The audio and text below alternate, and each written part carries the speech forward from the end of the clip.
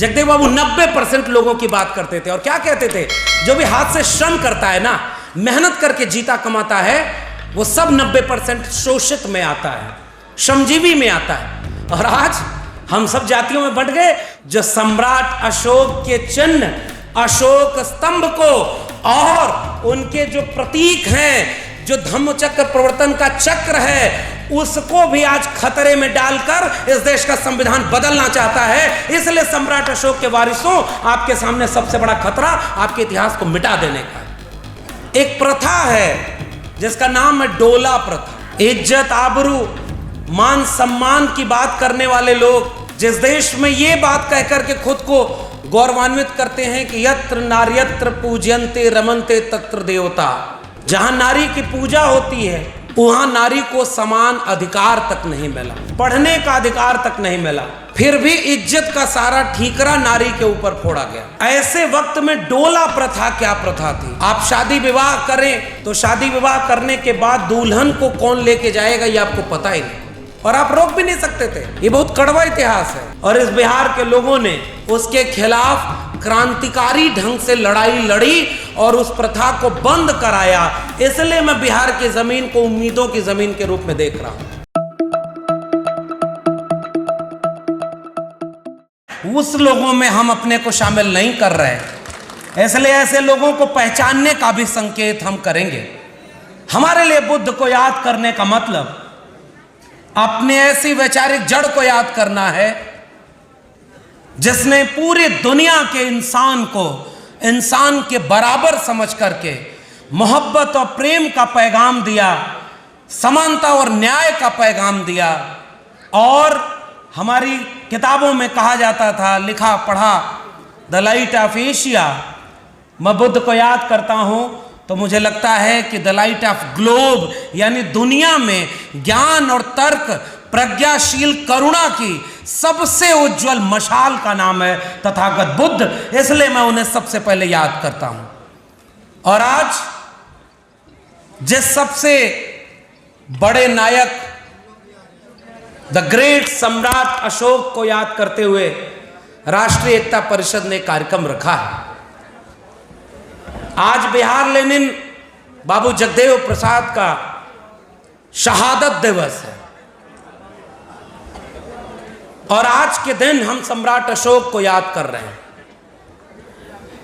बिहार में आकर के बाबू जगदेव प्रसाद को याद करना, और उनको भी कहा जाता था कि वो बिहार लेनिन है, समाजवादी आंदोलन की एक बड़ी मशाल जिसने इस देश के सबसे कमजोर हाशिए पर ढकेल गए लोगों के लिए दो शब्द का इस्तेमाल किया था, जिस एक शब्द से उन्होंने अपनी पार्टी का ही नाम बनाया, शोषित दल, यानी शोषित का इस्तेमाल किया और श्रमजीवी का इस्तेमाल किया करते थे। बाबू जगदेव प्रसाद आज के दिन शहीद हुए। मैं उस दिन को याद करना चाहता हूं। ऐसे बिहार में बहुत पीछे इतिहास में न जाएं, इसी बिहार में 1930 के आसपास त्रिवेणी संघ बना। ऐसे बिहार में बाबू जगदेव प्रसाद जब काम कर रहे थे तो अर्जक संघ आया। समाज दल का नाम महामना राम स्वरूप वर्मा के संगठन का था, शोषित दल जगदेव बाबू का था। दोनों ने एक होकर के 70 और 80 के दशक में शोषित समाज दल बनाया। इस छोटे से इतिहास को याद करना, बिहार में खड़े होकर उस यात्रा को याद करना है जिसमें इसे बिहार के पुराने लोग जानते होंगे, जो इतिहास को जानता है वो जानता होगा। घोर सामंती जातिवादी लोगों का कब्जा इस बिहार में हो गया। एक प्रथा है जिसका नाम है डोला प्रथा। आप पुराने लोग जानते होंगे। डोला प्रथा को याद करना इसलिए जरूरी है, इज्जत, आबरू, मान सम्मान की बात करने वाले लोग जिस देश में ये बात कहकर के खुद को गौरवान्वित करते हैं कि यत्र नार्यत्र पूज्यन्ते रमन्ते तत्र देवता, जहां नारी की पूजा होती है वहां नारी को समान अधिकार तक नहीं मिला, पढ़ने का अधिकार तक नहीं मिला, फिर भी इज्जत का सारा ठीकरा नारी के ऊपर फोड़ा गया। ऐसे वक्त में डोला प्रथा क्या प्रथा थी? आप शादी विवाह करें तो शादी विवाह करने के बाद दुल्हन को कौन लेके जाएगा ये आपको पता ही नहीं, और आप रोक भी नहीं सकते थे। ये बहुत कड़वा इतिहास है, और इस बिहार के लोगों ने उसके खिलाफ क्रांतिकारी ढंग से लड़ाई लड़ी और उस प्रथा को बंद कराया। इसलिए मैं बिहार की जमीन को उम्मीदों की जमीन के रूप में देख रहा हूं। और वहां से एक बात याद करते हुए जब कह रहे हैं बिहार लेविन जगदेव बाबू बहुत सामान्य परिवार में पैदा हुए, और जब घर छोड़ दिया और सीधे सामाजिक काम में लग गए, और हर जगह केवल शोषित, कमजोर, वंचित की बात करते थे। दुनिया में सबसे बड़े विचार के रूप में लोग मार्क्सिज्म को भी मानते हैं, और बिहार लेनिन जगदेव बाबू कहते थे कि अगर कार्ल मार्क्स भारत में पैदा हुए होते तो वो वर्ग संघर्ष को जाति संघर्ष के रूप में कहते, क्योंकि भारत में जो सर्वहारा है, जो सबसे वंचित और शोषित कर दिया गया है, उसका आधार जाति बनाई गई है। दुनिया में और कहीं ऐसा नहीं हुआ।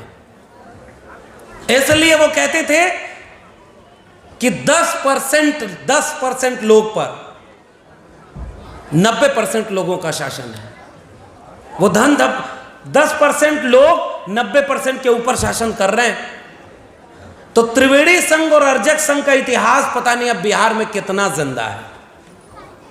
हमारा आज का विषय है मौर्यकालीन भारत, स्वर्णिम भारत का निर्माण क्यों और कैसे। तो अभी मौर्यकालीन पर आने के पहले, क्योंकि वो तो 2500 साल हो जाएगा, मेरा मन है कि जरा 50 साल पहले जो भारत था संघर्षों का, उसको तो याद कर लिया जाए। जितना संघर्षों से वो हासिल था वो अभी हमारे सामने लुट गया है। सीधी सी बात यह है। और उन लोगों ने जब लड़ाई लड़ी, शोषित समाज दल और अर्जक संघ की लड़ाई, त्रिवेणी संघ की लड़ाई, और त्रिवेणी संघ को बदनाम किया गया कि वो 3 जातियों का संगठन है। और याद है ना वो 3 जातियां कौन सी थी? इस देश में यह भी कहा जाता है कि ओबीसी लोगों का कोई आंदोलन ही नहीं रहा, और यहां राजा तो दुनिया में बहुत हुए। राजाओं का इतिहास अपनी प्रजा के शोषण का इतिहास है। कभी किसी राजा की तलवार प्रजा के शोषण में उठी तो जब भारत आजाद हुआ तो जितने राजघराने थे उनमें से अधिकांश की तलवारें अंग्रेजों के सामने, उनके दरबार में गिरवी रखी हुई थी। तो राजाओं के इतिहास में हम एक ऐसे राजा को याद कर रहे हैं जिसने जब तलवार उठाई तो खून की नदी बह गई, और जब तलवार रख करके बुद्धिज्म का परचम उठाया तो मोहब्बत का सागर भर गया, और उसने अखंड भारत का एक नया भारत बनाया। तो एक राजा है, उसको वैसे याद करेंगे। मैं इस देश में 2 ही राजा को राजा के रूप में याद करता हूं, एक सम्राट अशोक और दूसरे छत्रपति शाहू जी महाराज। लेकिन उसके पहले जो हुआ हमारे इसी देश में, इसी बिहार में, त्रिवेणी संघ को आप जानते नहीं होंगे, पता नहीं पुराने लोग जानते होंगे, और अर्जक संघ को लोग जानते होंगे। वो क्या नारा था, और पूरा समाजवादी आंदोलन उसी नारे से बना। मैं उस नारे को क्यों याद करता हूं? क्योंकि हो सकता है मैं ज्यादा वक्त लेकर के जो बात कहूं वो हो सकता है इस नारे में बहुत कम वक्त में हो, और नई पीढ़ी के लोग। इस सभागार का एक आलोचना मैं करूं कि अगर यहां बैठे हुए लोगों की औसत उम्र निकाली जाए तो वो 50 के ऊपर होगी। पुराने लोग यहाँ हैं, और हमारा नौजवान रास्ते भर आया, कम से कम 10 जगह तो भागवत कथा हो रही थी। मुझे डर है कि हमारे बीच का नौजवान कहीं कांवड़ और कहीं कथा सुनने तो नहीं गया है। इसलिए बुजुर्ग और अधेड़ लोगों की जिम्मेदारी है कि वो नौजवानों को भी इस सम्मेलन में जरूर ले आया करें। अब इसको आप कैसे बना सकते हैं ये आप विचार करिएगा। ऐसे वक्त में समाजवादी आंदोलन का नारा था कि मिटे गरीबी और अमीरी, मिटे चाकरी और मजबूरी। अब यहां से मैं जगदेव बाबू को याद कर रहा हूं। 100 से कम न 1000 से ज्यादा समाजवाद का यही तकाजा। 2 बातें हैं मोटी मोटी, हमें चाहिए इज्जत रोटी। अब कल्पना करिए, इज्जत का सवाल वहां क्यों था? क्योंकि जाति देखकर बेइज्जती का समाज बनाया गया था। अपमान और जलालत जाति देखकर होती थी। और आज भी बहुत सारे इलाके में 5 साल 10 साल का बच्चा है तो उसकी जाति देखकर कोई 50 साल 60 साल का व्यक्ति भी पैर धोने के लिए बैठ जाता है, उसकी जाति की वजह से। और अब तो हम ऐसे भारत में हैं कि 20-25 साल के ऐसे अनपढ़ और कुपढ़ लोग जटा बढ़ाकर, भगवा और तमाम तरह का कपड़ा पहनकर, बिना पढ़ाई लिखाई के बाबा बन के पर्चा पढ़ रहे हैं। और इस देश की सरकारें बैठ करके ऐसे फेक बाबाओं के सामने झुक रही है ताकि 24 का चुनाव जितवाने में ये पाखंडी बाबा उनकी मदद कर दें। आरती उतार रहे चुने हुए प्रतिनिधि, किसकी? जिसकी डिग्री का पता नहीं। कम से कम प्रधानमंत्री के तो विवाद होता है कि डिग्री ओरिजिनल है कि नहीं है। यहां तो डिग्री का पता ही नहीं, फिर भी वो बाबा बन करके पूरी दुनिया को ज्ञान का उपदेश दे रहे हैं। और इसलिए मैं कलम और किताब के इतिहास को याद कर रहा हूं, और तब जगदेव बाबू के और पूरे अर्जक संघ त्रिवेणी संघ के नारे को याद कर रहा हूं। पुनर्जन्म और भाग्यवाद, इनसे निकला ब्राह्मणवाद। मान्यवर कांशीराम से कई लोगों ने कहा कि आप कुछ किताबें भी लिखा करिए। मान्यवर कांशीराम ने कहा कि किताबें जोड़ने का काम हमारे पुरखे बाबा साहब अम्बेडकर कर गए हैं, मुझे अब लोगों को जोड़ना है। जितना उन्होंने लिख दिया है वही मैं लोगों तक पहुंचा दूं, तब भी बहुत बड़ी क्रांति हो जाएगी। और इसलिए मैं कह रहा हूं, जगदेव बाबू और तमाम लोगों को याद करना केवल उनके शहादत दिवस और उनके जन्म जयंती के दिन याद करने की जरूरत नहीं है। आप पटना में घूम कर जाइए और देखिए कि जगदेव बाबू की जाति के लोग भी संविधान बदलने वाले लोगों के साथ खड़े होकर आज जगदेव बाबू को याद कर रहे हैं। मैं वो सवाल आपके सामने उठाना चाह रहा हूं। वो भी तो जगदेव बाबू को याद कर रहे हैं। बड़ा बड़ा होर्डिंग है और आपसे ज्यादा पैसा उनके पास है, आपसे ज्यादा ताकत उनके पास है। एक बार विचार करिएगा, जगदेव बाबू की विरासत और उनकी जाति के लोग, जैसे पेरियार ललई सिंह यादव की जाति के लोग अगर वहां बैठकर मनुस्मृति लागू करने वाले के साथ कंधे से कंधा मिलाकर बैठे हैं तो जैसे उनकी आलोचना होनी चाहिए, वैसे जगदेव बाबू की विरासत के लोग अगर संविधान बदलने वाली पार्टियों में केवल मंत्री पद, विधायक बन जाएं और मुख्यमंत्री बन जाएं, इसके लिए अगर समझौता कर लिए तो उनको कोई हक नहीं है अपनी जबान से जगदेव बाबू को याद करने का। यह अपमान है जगदेव बाबू का। विचारधारा की कोई कीमत ही नहीं रही। इस बात का भी विचार करिएगा कि अपनी अपनी जाति के लोगों को याद करके कोई कहीं भी, अरे केंद्र में जाति नहीं, केंद्र में विचार है। क्योंकि त्रिवेणी संघ के लोगों ने 3 जाति के लोगों को कह करके उनको अपमानित किया, लेकिन उन्होंने जब नारा दिया तो 90% लोगों की बात की थी। जगदेव बाबू ने तो अपने नाम के आगे से कुशवाहा शब्द हटा दिया था, इसलिए कि कुशवाहा नाम पर वोट लेने के लिए उनका इस्तेमाल वो लोग भी करेंगे। बताइए सही है कि नहीं? पेरियार ललई सिंह यादव ने अपने नाम के आगे से यादव हटा लिया था, जगदेव बाबू ने अपने नाम के आगे से कुशवाहा हटा लिया इस दिन रात के लिए। कोई आएगा और कहेगा कि पता नहीं किसके वंशज हैं हम। अरे हम कह रहे हैं कि अगर वंशज ही जोड़ना है तो जगदेव बाबू से लेकर कहो कि हम सम्राट अशोक के वंशज हैं। इससे बड़ा गौरव की बात और कोई है ही नहीं। कोई दूसरा वंशज आपका हो ही नहीं सकता। और तब उन्होंने 90% लोगों के लिए नारा दिया भाई जगदेव बाबू का कि पुनर्जन्म और भाग्यवाद, इनसे निकला ब्राह्मणवाद। ब्राह्मणवाद की क्या पहचान, गिट पिट बोले करे, ऊंची जात की क्या पहचान, गिट पिट बोले करे न काम, और छोटी जात की क्या पहचान, करे काम और मिले न दाम। जो समता, जिसमें समता की चाह नहीं वह बढ़िया इंसान नहीं, समता बिना समाज नहीं, बिन समाज जन राज नहीं। ये किसने लिखा था? आपके इतिहास में ये बात थी। और तब जगदेव बाबू का सबसे प्रिय नारा, मैं केवल इतनी बात आपको याद दिलाने आया हूं। समाजवादी आंदोलन में एक नारा लगा कि सन सोपा ने बांधी गांठ, पिछड़ा पावे 100 में 60। जगदेव बाबू और रामस्वरूप वर्मा तो लोहिया जी से नाराज हो गए थे, अलग हो गए थे। पुराने लोग इतिहास जानते होंगे। उन्होंने कहा कि सन सोपा ने बांधी गांठ, पिछड़ा पावे 100 में 60 आप कह रहे हो और टिकट दे रहे हो उनको। अब इससे ज्यादा नहीं बोलूंगा, राजनीतिक बात समझदार लोग समझ जाएंगे। तब जाकर के उन्होंने क्या नारा दिया कि 100 में 90 शोषित हैं। यही विचार, यही केंद्र में मेरे हैं।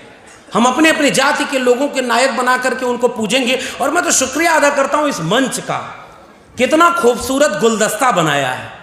हर विचार और हर तरह के लोग जब एक मंच पर खड़े होते हैं तब यहां से वो पैगाम होता है जो वाकई ऐसे नायकों के साथ सही श्रद्धांजलि है, उनको सही तरीके से याद करना।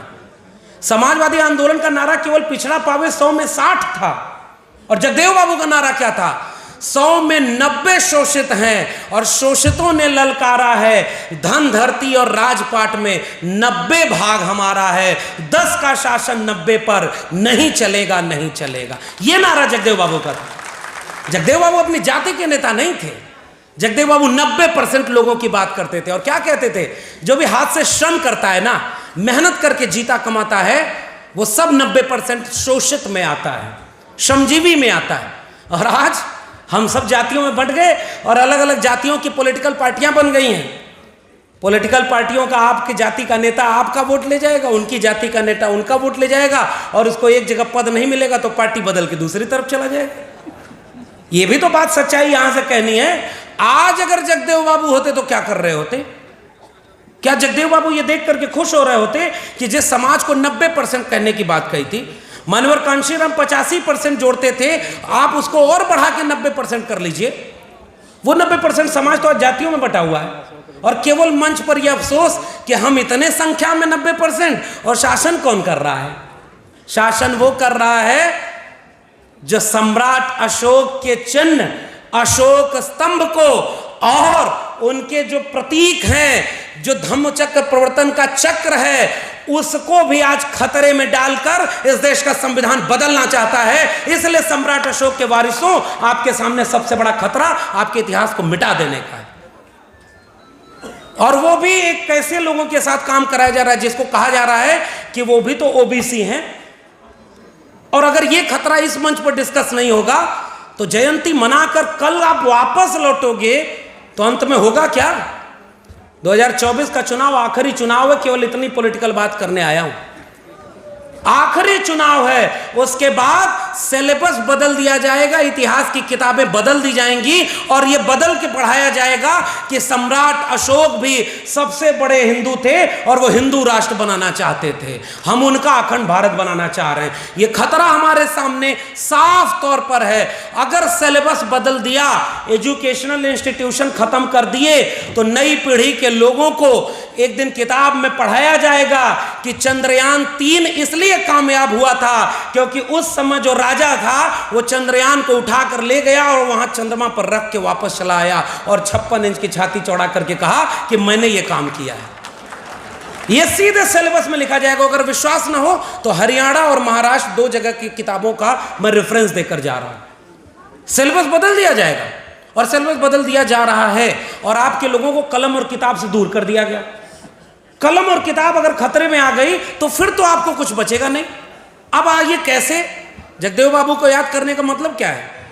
जगदेव बाबू ने कहा कि 90 लोगों को बराबरी का हक मिलना चाहिए। आज 90 लोग जगदेव बाबू होते आज, तो जगदेव बाबू सबसे आगे खड़े होकर कहते, इस देश के किसान, इस देश के नौजवान, इस देश के मजदूर, इस देश का पीड़ित, शोषित, वंचित, महिलाएं, अब की सावन भादो में गोरी कलैया। अरे भाई, पुराने लोग, आप लोग नारा नहीं सुने क्या? हम तो आप लोगों की जितनी उम्र होगी, हमारी जितनी उम्र है उतना तो आपने संघर्षों में जिता दिया है। तो हम तो बहुत सामान्य छोटे लोग हैं, और जो उन्होंने लिखा पढ़ा है वही बोल रहे हैं। उस नारे का क्या हुआ? सीधे से मेरा सवाल है, उस नारे का हुआ क्या? जगदेव बाबू केवल ऐसे ही महापुरुष हैं कि जयंती पर याद कर लें, और उनका विचार कहाँ गया? और उस विचार का जो तेवर था, उस तेवर को याद करिए। और वो आज का ही दिन रहा होगा। मैं गया हूं उनकी अपनी सरजमी कुर्था हो या उधर जहानाबाद का पूरा इलाका, जगदेव बाबू किसानों का आंदोलन कर रहे थे। साजिश करके उनको मारा गया, साजिश करके उन्हीं के आसपास रहने वाले लोगों को उनके खिलाफ इस्तेमाल किया गया। और इतना जलील तो कोई और नहीं हुआ होगा जितना अपमान इस देश में जगदेव बाबू का किया गया।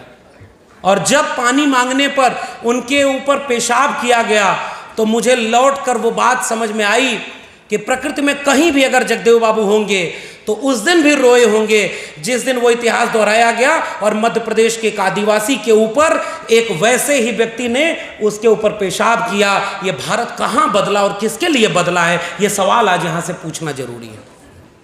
जिनके लिए जगदेव बाबू लड़े उनको मिला क्या आज तक? जितना मिला है वो हम सारे लोग खड़े हैं। और इसलिए केवल उस इतिहास को याद करके मैं आपके सामने गुजारिश करना चाह रहा हूं। और वो गुजारिश केवल इस बात की है कि जब समुद्र लांघना हो ना तो नदियों की लंबाई नहीं नापी जाती।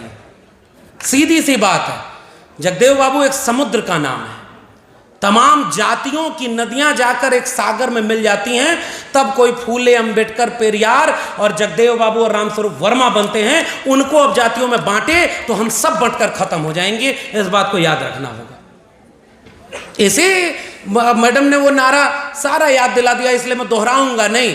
लेकिन ओबीसी समाज से आता हूं, इसलिए एक चेतना जगाने की कोशिश हम कर रहे हैं कि आज सबसे ज्यादा इस देश में अपना हक, अपना अधिकार सब लुटता हुआ देखकर अगर खामोश कोई है तो वो इस मुल्क का ओबीसी समाज है। सीधी सी बात है।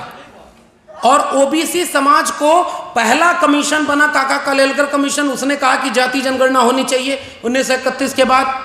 दूसरा कमीशन बना बिंदेश्वरी प्रसाद मंडल, बीपी मंडल का नेतृत्व में, उसने कहा कि जाति जनगणना होनी चाहिए, क्योंकि अगर इस देश में कितने परसेंट ओबीसी हैं ये पता ही नहीं चलेगा तो हक अधिकार कैसे देंगे, भारत का संविधान लागू कैसे होगा। और आज इस देश में 52% ओबीसी मंडल कमीशन की रिपोर्ट में है। और आज वो ओबीसी को यही समझ में नहीं आया कि उनका एक मांग है जाति जनगणना, वही नहीं हो पा रही। बिहार वालों को थोड़ी सी बधाई देने का मन करता है कि चलिए देर सवेर ही सही, आपके राज्य में जाति जनगणना नहीं जातिगत सर्वे हुआ है, उसके लिए हम आपको बधाई देते हैं। जिस दिन इसकी रिपोर्ट आ गई उस दिन इस देश में राजनीति बदल जाएगी, ये भी याद रखिएगा। ये बड़ा काम हुआ है और इस बड़े काम को वैसे ही कोर्ट में जाकर रोका गया जैसे 1993 के इंदिरा साहनी मामले में लोग कोर्ट चले गए ताकि वो आरक्षण उनको न मिले। और उस मंडल कमीशन को लागू करने के लिए मान्यवर कांशीराम ने रैली की और नारा लगाया था कि मंडल कमीशन लागू करो वरना कुर्सी खाली करो। अगर ये इतिहास हम अपने बच्चों को, अपनी पीढ़ी के लोगों को नहीं बताएंगे कि मान्यवर कांशीराम ओबीसी नहीं थे, लेकिन मान्यवर कांशीराम के सपनों के भारत में एससी, एसटी, ओबीसी, माइनॉरिटी सब थे, इसलिए मंडल कमीशन लागू करने के लिए आंदोलन करने में मान्यवर कांशीराम भी समाजवादी नेताओं के साथ खड़े थे। यहां हमारे जोड़ने का सूत्र मौजूद है। मैं केवल उस इतिहास को बार बार हर मंच से दोहरा रहा हूं क्योंकि नई पीढ़ी के लोगों को पता ही नहीं। बोट क्लब पर सबसे बड़ी रैली जो हुई थी मंडल कमीशन के समर्थन में, उसमें मान्यवर कांशीराम थे। और जब कोर्ट चले गए लोग और मंडल की सिफारिश नहीं लागू हो रही थी, उस समय जंतर मंतर पर इसी बिहार का एक और नायक मरहूम रामविलास पासवान जी जंतर मंतर पर बैठ गए थे कि मंडल कमीशन को तुरंत बिना किसी बाधा के फिर से इंप्लीमेंट करना चाहिए। वो भी तो ओबीसी नहीं थे, लेकिन विचारों और ख्यालों में एक दर्द का रिश्ता था, तो हमारे पुरखे एक हो जाया करते थे जब जरूरत पड़ती थी। आज जब संविधान ही लूटने की कगार पर है और अगर हम एक न हुए तो किस बात का हम अपने नायकों को याद कर रहे हैं? क्या इस देश में अब तक कोई बाबा बोलता था कि इसे हिंदू राष्ट्र बनाना है, संविधान बदलना है? कोई दोयम सेकेंडरी लेवल का नेता बोलता था? अब तो इस देश के प्रधानमंत्री के आर्थिक सलाहकार परिषद का अध्यक्ष जो चेयरमैन है वो लेख लिख करके कह रहा है कि इस देश का संविधान अब पुराना हो गया है, ये कॉपी पेस्ट है, इस पे औपनिवेशिकता की जो है छाप है, इसको बदल देना चाहिए। और इस देश में सबसे ज्यादा बड़ा नायक कोई बने तो डॉक्टर अंबेडकर, उनके मानने वालों की तादाद भी कम नहीं है, हम सारे लोग उसमें हैं, मगर क्या उसका कोई भी प्रतिक्रिया जवाब दे पाए? क्या हम संविधान बदल जाएगा तो अंबेडकर बचेंगे क्या? मेरा एक सवाल एक लाइन का है, सीधा सा सवाल, आप बताओ ना, आप इतने सारे लोग बैठे हो, अगर इस देश का संविधान बदल दिया गया तो क्या अंबेडकर को उसी तरह कोई याद कर पाएगा जैसे हम याद करते हैं? क्या जगदेव बाबू और रामस्वरूप वर्मा को कोई याद करने वाला बचेगा? क्या इस देश में बुद्ध को उसी दिन, जिस दिन भारत का संविधान बदला जाएगा, उसी दिन विष्णु का अवतार घोषित करके उनके भी बड़े बड़े मठ मंदिर बना करके उनको भी अपने में न मिला लिया गया तो कहिएगा? क्योंकि बुद्ध को अब इतने कुछ वृक्ष इतने बड़े हो जाते हैं ना कि उनको इग्नोर करके कोई देश नहीं बन सकता, इसलिए उन्हें एप्रोप्रिएट कर लिया जाएगा। और हम और आप कहां खड़े हैं भाई? और इसलिए मैं मौर्यकालीन भारत बनाने की बात यह है, क्यों भारत के तिरंगे में मान तमाम हमारे नायकों से लेकर के डॉक्टर अंबेडकर ने क्यों प्रतीक चिन्ह चुना था कि शेर होगा, लेकिन जो सम्राट अशोक का शेर था ना, उसके दांत खून में नहाए हुए नहीं थे। सम्राट अशोक के शेर वाले चिन्ह में ताकत का प्रतीक था शेर, मगर हिंसा का प्रतीक नहीं था। और जब शेर को बदलकर नई संसद बनाई गई, देखो इतनी हिम्मत तो नहीं है भाई कि उस प्रतीक को बदल देंगे अभी फिलहाल, तो उस प्रतीक को तो लगाया गया, लेकिन उस शेर के दांत ऐसे बने थे जैसे लगता है कि किसी शोषित पीड़ित वंचित का आज भी लहू पीने के लिए तैयार है वो शेर। उसके प्रतीक को बदल दिया गया और हम चुपचाप देख रहे हैं। क्या नहीं कहा जा रहा है भारत के संविधान को बदलने के लिए।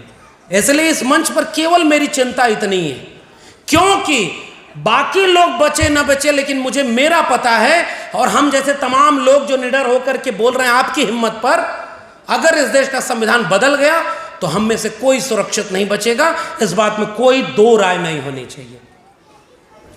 आप इतिहास की बात कर रहे हैं, इतिहास की किताब देखिए, कही जा रही है कि वो झूठी किताब है। अखंड भारत बनाने वाले, आज अखंड भारत का पाठ अगर पढ़ना चाहिए तो सम्राट अशोक से बेहतर कौन पढ़ाएगा। सम्राट अशोक के राज में मोहब्बत थी। उन्होंने बुद्धिज्म को जब एक्सेप्ट किया, पेरियार ललई सिंह यादव ने एक्सेप्ट किया बुद्धिज्म, वो बड़े लोग थे। देखिए हम लोग बहुत छोटे और बहुत सामान्य लोग हैं, हमारे लोगों के सामने कुछ भी नहीं। वो एक शेर है ना खालिद सैफी का कि सरबुलंदी का एक वजीफा है जो बुजुर्गों से हमने सीखा है, खुद को छोटा समझते रहिएगा, बड़ा बनने का यही सलीका है। हम सारे लोग बड़े नहीं हैं, हमारे पुरखे बड़े थे।